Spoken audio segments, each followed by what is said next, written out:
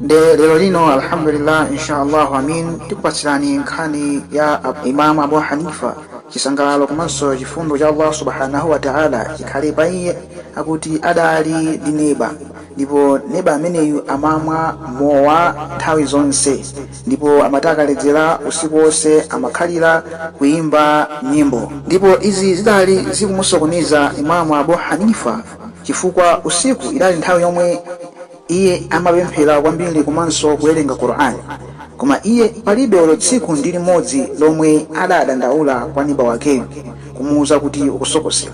Akuti usiku wina kudali weniweni uja, kudalibe zoimba zilizonse, kudalibe kuyankhula wina kulikonse. Akuti mmawa kutacha Imam Abu Hanifa adapita kukafunsa kuti zakhala bwanji usiku wonse osamveka phokoso la nyimbo komanso ndakatulo.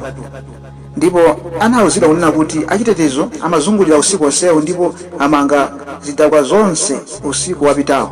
Imam Abu Hanifa adalunjika kwa gavana yemwe adali wakukufa, yemwe pa nthawiyo adali Isa ibn Musa.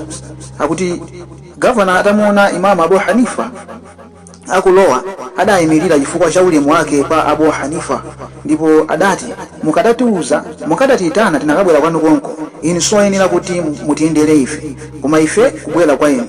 Anthu anthawi imeneyi adali aulemu kwambiri, amakonda kulemekeza shekhe wawo, kumulemekeza nthawi zonse. Akuti Imam Abu Hanifa adayankhula kunena kuti ndabwera kuno chifukwa cha neba wanga mwammanga usiku wapitawo. Ndipo gavana wakufa adali odabwa kwambiri, ndipo adafunsa kunena kuti mukamba za ichi chidakwachi ndi chomwe mwabwerera kuno.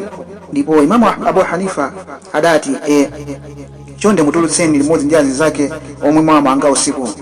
Ndipo gavana wakufa sadanyalanyaze adawatulutsa, atangotuluka kudali kulapa komweko komanso kusiya mowa.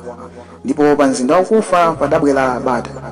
Abalango kunda Allah subhanahu wa ta'ala kupirira ndi phunziro labwino, chifukwa mukapirira Allah subhanahu wa ta'ala azatsekula makomosi abwino kwa inu komanso kwa anzanu tiye ndikhale ozichepesa komanso otengera phunziro pa nkhani imeneyi. Wassalamu alaikum wa rahmatullahi wa barakatuh.